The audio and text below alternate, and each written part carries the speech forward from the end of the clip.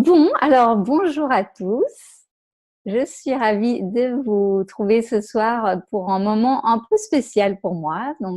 Je suis Céline, qui fait des soins de lithothérapie. J'organise des stages et je crée aussi des bijoux énergétiques pour ceux qui me connaîtraient pas. J'ai déjà vu qu'il y a des personnes que je connais. Ça me fait plaisir de voir qui me suivent, qui ont fait des stages, qui vont en faire, qui me suivent par Facebook. Voilà, c'est un monde super vaste. Aujourd'hui, ce soir, je vais vous parler principalement de pierres spéciales qu'on peut utiliser pour cette fin d'année, parce que la fin d'année, c'est un moment un peu spécial pour tout le monde, pas toujours bien vécu. Beaucoup de gens sont dans l'attente de la nouvelle année pour de nouvelles choses, passer à autre chose. Je trouvais intéressant de vous proposer quelques pierres qui sont vraiment des aides pour vivre le mieux possible émotionnellement et physiquement le passage des fêtes. Restez bien jusqu'à la fin parce que je vais vous offrir une vidéo sur les chakras. Il y aura une vidéo avec les principales pierres des 7 chakras et puis comme ça, vous allez pouvoir savoir un petit peu plus avec. C'est des pierres qui sont très faciles à trouver et vraiment très intéressantes pour utiliser tous les jours ou pour faire des harmonisations de chakras aussi. Vous pouvez. Je regarde juste, voilà. Donc en fait, tout ce qui sera effectivement question, j'ai prévu d'y faire à la fin, si ça va pour vous, si vous pouvez garder vos questions en tête ou sur papier, comme ça c'est plus pratique à organiser, si ça va pour vous. Donc voilà, restez jusqu'à la fin, ça va durer, voilà, j'ai prévu une demi-heure entre la présentation et vos questions. Et comme j'expliquais juste à quelques personnes avant, vous pourrez revoir la vidéo en replay. Voilà, s'il y en a qui arrivent juste en cours de route comme ça, il n'y a aucun souci. Alors, juste pour vous parler un petit peu de mon cheminement. J'ai toujours été passionnée des pierres depuis toujours, formation artistique, bijoutière. Voilà, les pierres, tout de suite, c'était un monde où je me suis sentie très, très attirée et très en phase. Bien sûr, bon, c'était le côté vraiment esthétique. J'étais loin d'imaginer que les pierres pouvaient amener autre chose que juste leur beauté et leur rayonnement comme ça. Et c'est plus tard, lors de formations énergétiques, j'ai fait du Reiki, différentes techniques de travail sur moi-même, que j'ai commencé à vraiment m'intéresser aux pierres et à voir que oui, elles avaient d'autres choses à nous amener aussi réelles. Parce que j'ai un côté quand même assez cartésien, j'aime bien quand même, je crois pas tout comme ça. J'ai besoin quand même d'expérimenter, j'ai pu vraiment voir que ça fonctionne. Alors bien sûr, les pierres fonctionnent pour chacun différemment. Il y a les grandes généralités, on dit que voilà, par exemple les rubis, c'est des pierres très énergétiques qui vont nous rebooster, mais après il y a plein de petites nuances pour chacun. Et certaines personnes peuvent être des fois surpris de dire mais pour moi en fait je ressens que ça va vraiment, ça m'amène encore autre chose que personne ne parle dans les livres. Et ben c'est juste parce que voilà, elles ont toutes, on est tous différents et elles ont toutes des nuances du coup à nous apporter. Voilà mon approche par rapport aux pierres. Je fais des soins énergétiques avec les pierres, donc des harmonisations des chakras par rapport à des problématiques que les gens ont envie de travailler.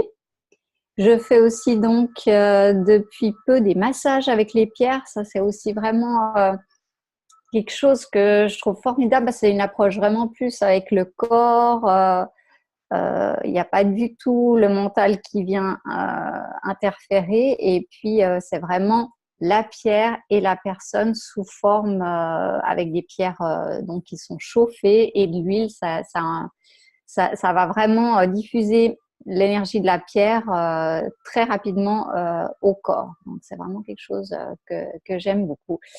Et donc, bien sûr, j'organise des stages de lithothérapie.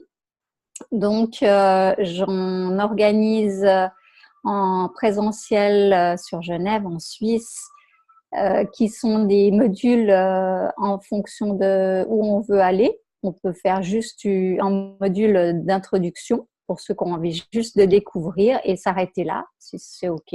Voilà, chacun a son chemin propre avec les pierres et l'apprentissage.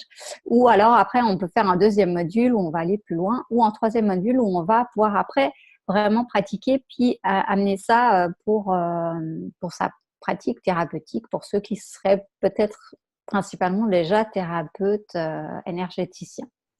Et puis donc, j'ai aussi lancé une formation en ligne parce que souvent les gens ne sont pas forcément disponibles certains week-ends. Enfin voilà, chacun a une vie bien remplie souvent.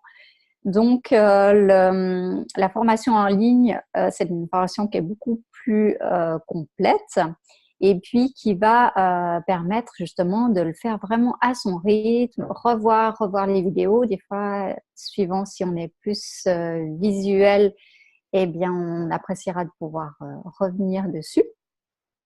Donc voilà, la formation en ligne, juste pour vous donner un petit aperçu, on va voir tout ce qui est comment purifier les pierres, comment les recharger dans notre environnement. On va voir des quartz thérapeutiques, on va voir des quartz qui sont pour utiliser pour ce qui est plus méditation. On va aussi voir pour faire des mandalas de cristaux, pour tout ce qui est faire des harmonisations des chakras. Donc aussi un petit peu, je vous guide pour des méditations guidées, pour aussi expérimenter le ressenti, parce qu'avec les pierres, je pense que tous les bouquins du monde, c'est super, mais la chose la plus importante, c'est de se mettre à la pratique et de ressentir ce qui se passe entre la pierre et nous. C'est vraiment ça, je pense, le plus important. Donc voilà pour vous faire une petite approche de mon cheminement. Et donc, je vais venir donc à ces fameuses pierres que je voulais vous montrer pour cette fin d'année. Oui, je voulais juste rajouter quelque chose encore avant. M'est venu vraiment en tête qu'il fallait que je vous parle de l'importance du respect des pierres. En fait, pour moi, c'est naturel, mais je sais que ça peut pas forcément l'être pour tout le monde. En fait, pour moi, vraiment, les pierres, c'est des êtres vivants. C'est clairement démontré. Ce n'est pas qu'un morceau de cailloux. Ils ont vraiment leur propre énergie. Et donc, je les considère vraiment comme des êtres à part entière et je les remercie toujours. Je les aime déjà aussi juste, voilà, l'intention qu'on y met, comment on va les prendre, les déplacer, c'est très important. Et puis, je prends soin de les purifier et de les énergiser. Ça, c'est quelque chose qui est très important. Alors bon, il y a mille et une façons, j'en parle aussi dans mes formations, mais c'est vraiment important de faire régulièrement cette connexion avec les pierres. Je fais aussi un rituel de connexion avec les pierres, qui est une technique chamanique vraiment super intéressante, qui va faire en fait plus quotidiennement on va le faire, cette connexion avec, c'est avec un cristal de roche en fait que ça se fait, qu'on va rentrer en fait petit à petit dans le monde des minéraux. J'ai vraiment la sensation que quand on y fait ce rituel, on va,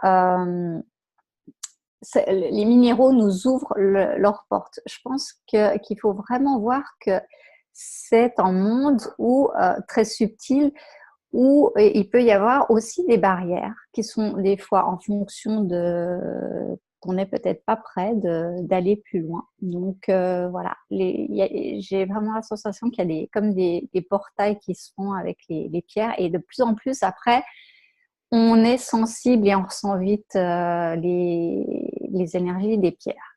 Voilà, pour la petite histoire. Et puis, une petite chose que j'avais aussi envie de vous dire par rapport aux pierres, l'importance, je trouve, de rester dans le modéré, parce que quand on est dans la passion avec les pierres, souvent on peut avoir envie de prendre des magnifiques grosses pierres, des magnifiques pierres qui peuvent être très décoratives. Oui, on peut en avoir quelques-unes chez soi, c'est vraiment, ça va vraiment amener un super rayonnement. Mais pour dire, c'est qu'on n'a pas besoin forcément d'avoir des grosses pierres, parce qu'une toute petite pierre, enfin toute petite, une pierre de cette taille-là, si l'on regarde, en fait, elle va pouvoir rayonner jusqu'à 100 fois sa taille. Donc, en fait, elle sera souvent amplement suffisante pour l'utilité qu'on va vouloir en faire. Souvent, on a une idée un peu fausse qu'il faut forcément des énormes pierres, mais pas forcément. Donc, voilà, aussi de ne pas être dans l'excès. J'essaye toujours de ne pas être dans l'excès avec les pierres par rapport à ça, parce que qu'il y en ait un peu pour tout le monde sur cette planète. Déjà, on en ressort encore et toujours beaucoup. Vous pouvez, avant qu'on parle des autres pierres, donc vous pouvez avoir aussi, on me pose souvent les questions par rapport au fait d'avoir une attirance particulière pour une pierre ou une répulsion. On me dit, mais pourquoi? Comment expliquer ça? Donc voilà, juste une petite réponse simple par rapport à ça. Il faut vraiment y voir que quand on est attiré par un cristal, il faut essayer de mettre son mental de côté, de ne pas essayer de forcément comprendre pourquoi. Des fois, il faut juste être dans la confiance que le cristal qui nous attire particulièrement, c'est qu'il a quelque chose à nous apporter. Peut-être pas tout de suite, on verra peut-être pas tout de suite ce qu'il a à nous apporter. Des fois, ça peut être quelques jours après qu'on se dit « Ah, mais oui, je sais pourquoi il m'attirait particulièrement et pourquoi je l'ai acheté. » Donc, ouais, toujours être le plus possible dans l'intuitif avec les pierres. Et les pierres, du coup, qui nous font un effet un peu, même qui nous repoussent, ou qu'on les trouve même moches, avec une énergie qui nous picote, qu'on a envie de reposer la pierre, eh ben, c'est aussi des fois intéressant d'aller creuser un petit peu, parce que souvent, ces pierres peuvent nous amener des cadeaux cachés. C'est des fois justement elles peuvent nous montrer des choses qu'on n'a pas tellement encore envie de travailler, qu'on ne se sent pas tout à fait prêt, qu'on ne veut pas voir, ou qui est un peu difficile. Donc voilà, je dirais essayer de ne pas les rejeter et de se dire tiens, intéressant, à voir quand c'est que j'ai envie de faire une petite expérience avec quelque chose qui, de première abord, me repousse, mais qui peut être peut-être très bénéfique. Donc voilà. Alors, j'en viens au vif du sujet. Donc, je voulais vous montrer un petit peu des pierres pour cette période de fin d'année. Alors, premièrement, je voulais commencer avec des pierres qui vont nous donner un peu de la force quand on se sent un petit peu fatigué, qu'on a donné toute son énergie à courir, à faire plein de choses, donc qu'on est un peu fatigué physiquement et émotionnellement. Alors, une super pierre qui n'est pas forcément la plus courante, c'est l'opale de feu. Je vous la montre là. C'est une opale de feu qui est très orangée avec un peu de transparence et vraiment presque un peu fluorescente, si on regarde. Donc, elle fait partie de la famille des opales. Les opales, il y a un grand nombre d'opales. Il y a les opales nobles. Souvent, vous verrez des opales dans des tons blancs, blancs irisés. Mais l'opale de feu a vraiment cette particularité dans les tons d'orange. Et elle va être vraiment pour prévenir la fatigue, pour nous donner vraiment un coup de boost, nous réchauffer. Elle va vraiment faire circuler l'énergie vitale en nous. Alors, c'est pas une pierre qu'on trouve très facilement et c'est pas la pierre la plus bon marché non plus. Mais c'est une pierre vraiment fascinante. Une autre pierre super pour se recharger en énergie quand on se sent un peu épuisé physiquement, le rubis. Alors, vous allez peut-être être surpris parce que là, surtout à la vidéo, elle paraît vraiment très violette, la pierre. Mais c'est souvent les rubis qui ne sont pas après en gemme pour faire des bijoux joaillerie. Ils sont plutôt mat et plutôt un petit peu violacés. Donc, ne soyez pas surpris si vous en trouvez. Et la structure, la forme géométrique est aussi très typique du rubis. Donc, le rubis, ça va être vraiment aussi super pour se redonner un coup de fouet quand on se sent un petit peu affaibli, limite de tomber malade. Elle est vraiment top. Et c'est une pierre très puissante, donc vous n'avez même pas besoin d'en avoir une bien grosse pour qu'elle fasse beaucoup d'effet. Donc, le rubis. Une autre pierre qui a aussi une énergie très proche du rubis, c'est le grenat. Alors, j'en ai un beaucoup plus gros là, qui va être vraiment dans des tons...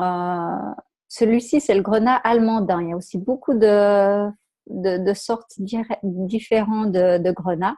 Vous avez des grenats verts, des grenats plus orangés. Celui-là, celui qui est vraiment bordeaux, c'est le grenat allemandin, qui est celui qui est le plus adapté, je trouve, pour vraiment stimuler la circulation sanguine, le regain d'énergie. Voilà. Donc, grenat, très facile à trouver et c'est une pierre pas trop onéreuse. Bon, le rubis, un petit peu plus. Mais... Alors, ensuite, je voulais vous parler quand on est en train, du coup, malheureusement, de tomber malade, que voilà, ça commence à avoir la toux, un peu de fièvre, de l'inflammation, tout ça. L'ambre est top pour ça. L'ambre va vraiment nous aider à remonter. C'est un puissant anti-inflammatoire, l'ambre. Et vraiment, du coup, idéal pour aussi faire baisser la fièvre, tout ça pour se remonter dans les cas de grippe aussi. Vous pouvez aussi l'associer avec la pyrite. Ça va encore amplifier. C'est deux pierres qui vont bien ensemble. Enfin, pierre, quand je dis pierre, l'ambre, effectivement, c'est une résine. C'est pas une pierre, mais on la met en principe souvent dans la catégorie des pierres. Donc, la pyrite, elle va vraiment aider à redonner de la force rapidement quand on est malade et puis remonter vite la pente. Ça, c'est une pyrite naturelle, donc qui contient beaucoup de fer aussi. Et vous en trouvez sous forme de tout petits microcristaux. Enfin, vous trouvez différentes formes de pyrite. C'est très courant comme pierre.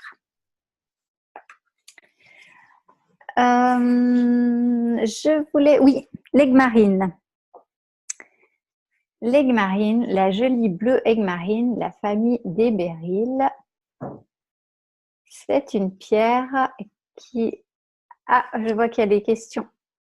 La pyrite, peu importe la couleur. Excusez-moi, du coup, j'ai regardé. Alors, la pyrite, elle est principalement justement ce jaune doré. Alors justement, si elle est mise avec de l'eau, elle va tendance à avoir une couleur qui va foncer. Il faut éviter idéalement de la mettre sous l'eau parce qu'elle va se former une couche d'oxydation. En fait. Alors, l'aigue-marine, c'est une pierre qui va être super pour tout ce qui est maux de gorge, sinusite. Elle va être vraiment très, très apaisante et va permettre de vite guérir.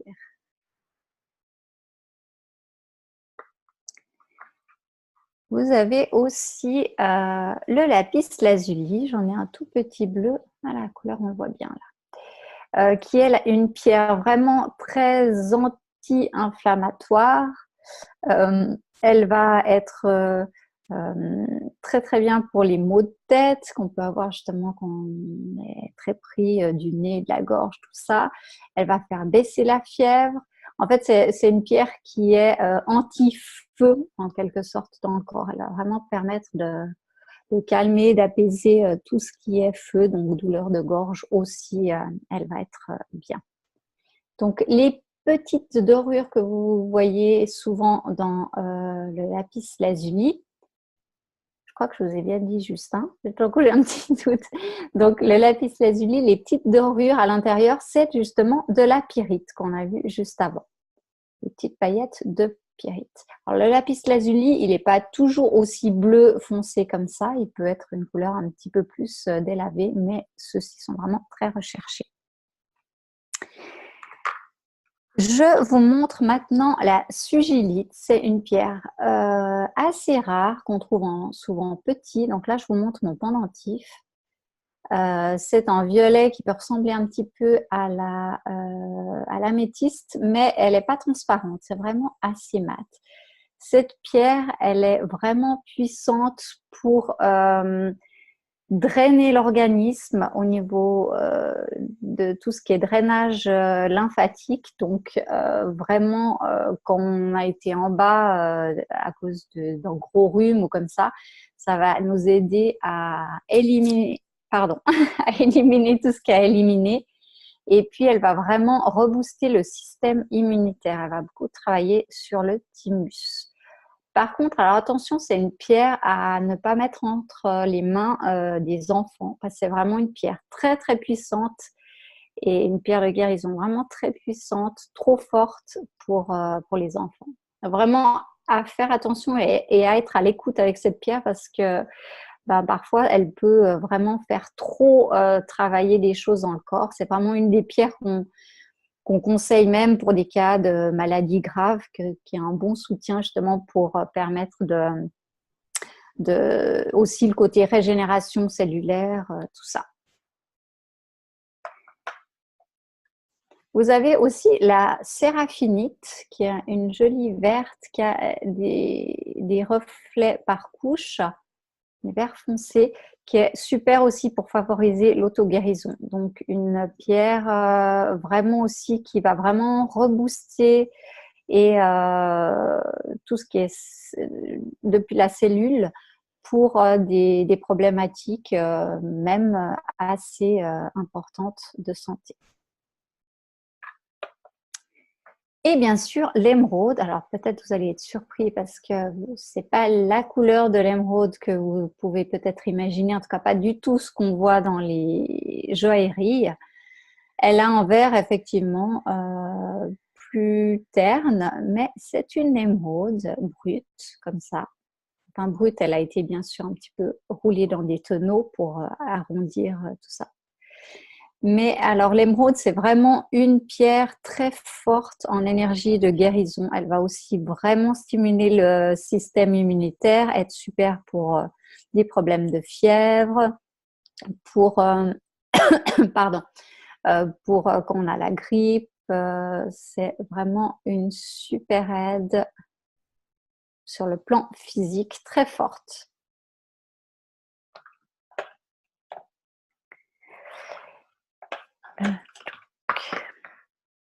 Donc là, c'est pour, je vous ai un petit peu dit, pour quand on est un petit peu au fond du trou, tout malade, tout pas bien.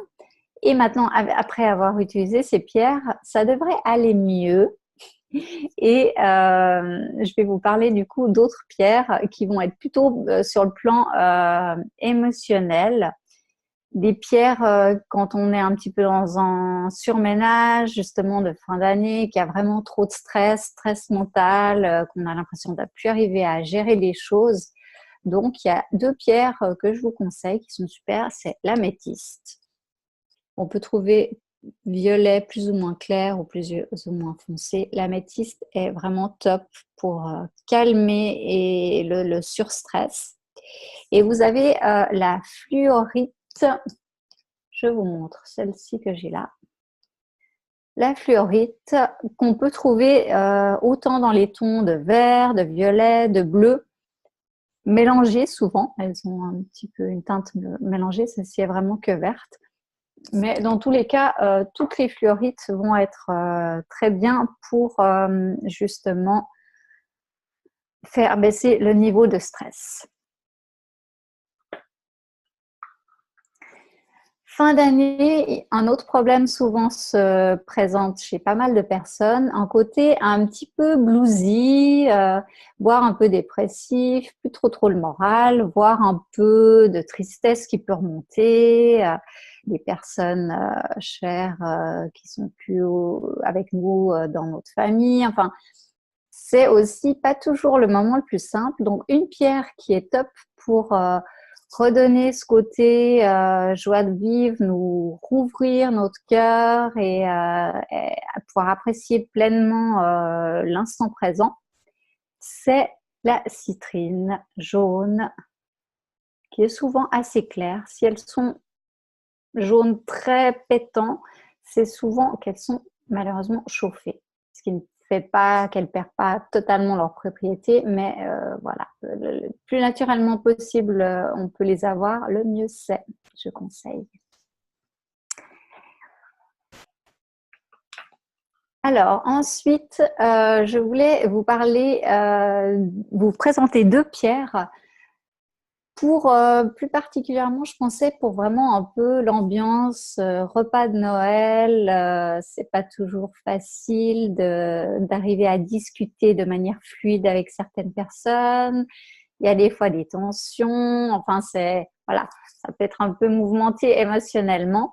Donc, pour le côté amener de l'équilibre émotionnel dans ces cas-là, le quartz rose est top. Donc, à voir, voilà. Dans toutes ces pierres que je vous présente, vous pourriez les avoir en bijoux ou dans votre poche ou même, par exemple, posées sur une table en décoration. Ça peut être une idée aussi. Donc, le quartz rose, top pour ça. Une autre pierre qui est vraiment bien pour calmer les ambiances un peu tendues, amener vraiment du calme dans des conflits, dans des discussions qui commencent à s'envenimer ou comme ça, c'est la chrysocolle qui ressemble un petit peu à la turquoise, si vous connaissez. Et elle va vraiment amener un apaisement et permettre de pouvoir avoir une discussion fluide et dans le calme et la sérénité.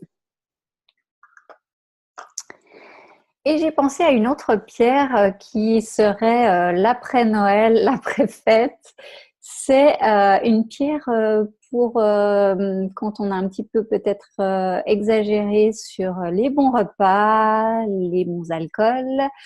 Donc, quand le foie est un petit peu fatigué, qu'on a peut-être besoin un petit peu de purger le foie, il y a la rhodochrosite, qui n'est pas une pierre super connue, mais qui est en rose avec des petits rubans, enrubannés on appelle, des petites lignes. Elle va être super pour aider à drainer et purger le foie. Donc voilà, avec tout ça, je pense que vous avez de quoi faire déjà pour imaginer de bonnes fêtes se profiler.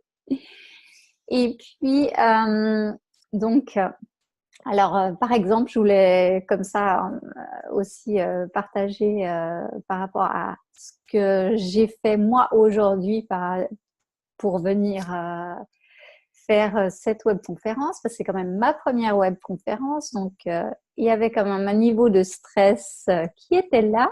Donc par exemple, eh ben, j'ai mis justement des boucles d'oreilles en fluorite pour m'apporter le côté déstressant. Bon, ma fleur de vie pour l'onde de forme, ça c'est autre chose.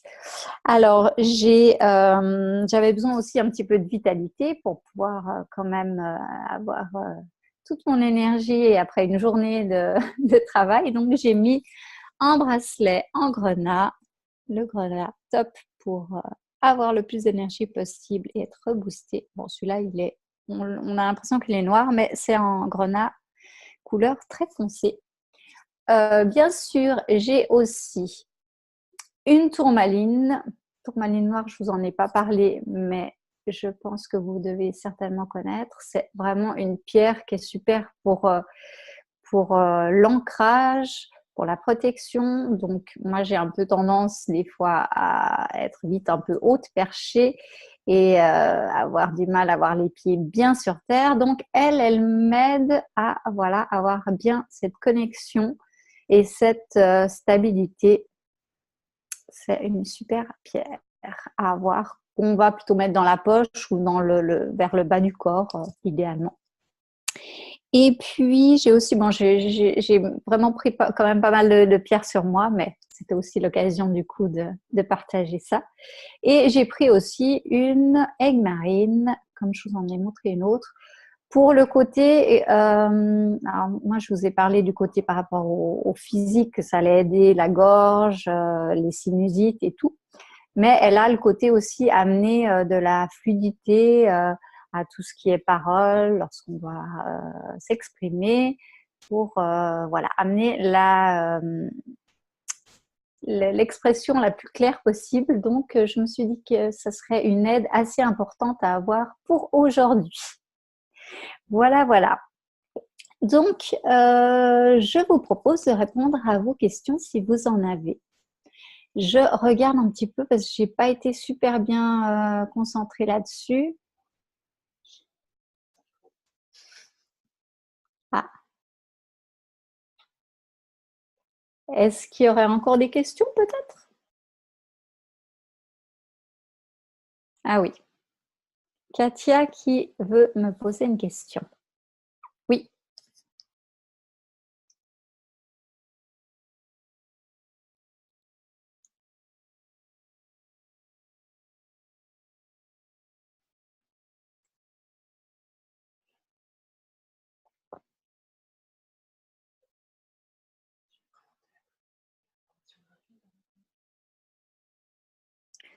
Oui, alors en attendant, je vais peut-être juste vous parler comme ça de la formation que vous trouverez en dessous le lien là, enfin la petite formation gratuite que je vous ai dit là pour les chakras.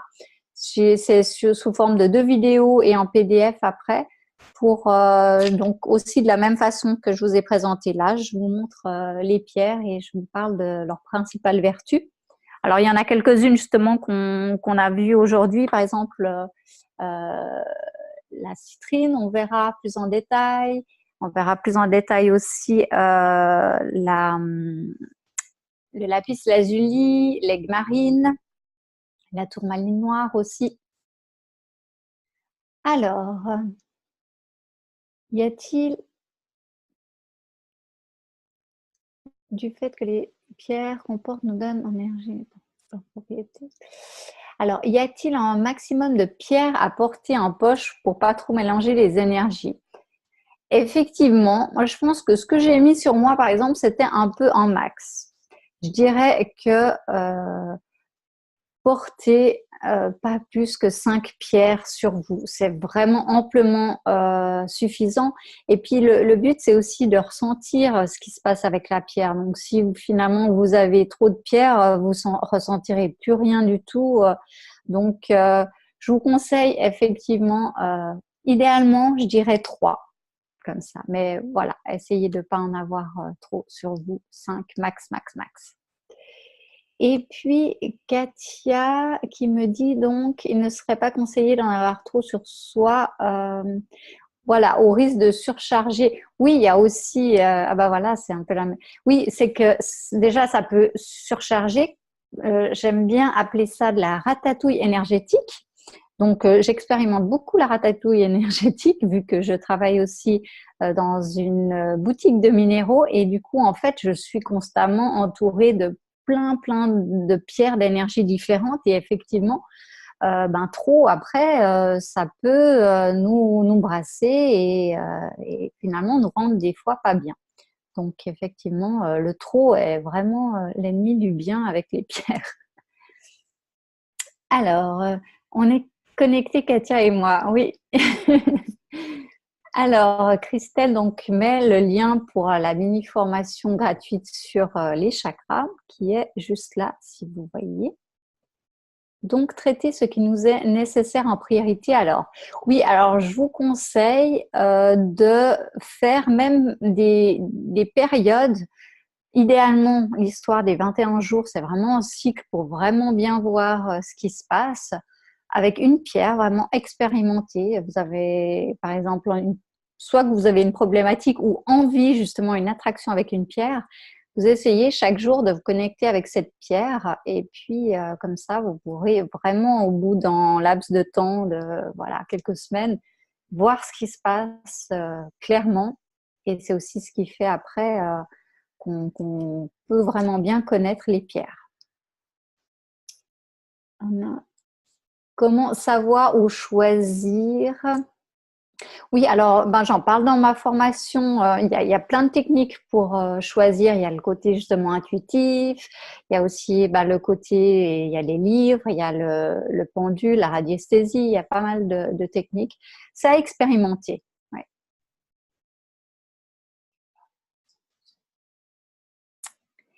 Voilà, donc je crois qu'on a fait un petit peu le tour. J'ai même pas vu en fait le temps. Je ne sais pas si j'ai dépassé le temps ou pas. Mais bah, j'étais ravie de faire cette vidéo. C'est tout bon. Alors, à tout bientôt. Merci pour ce partage. Au revoir. Et du coup,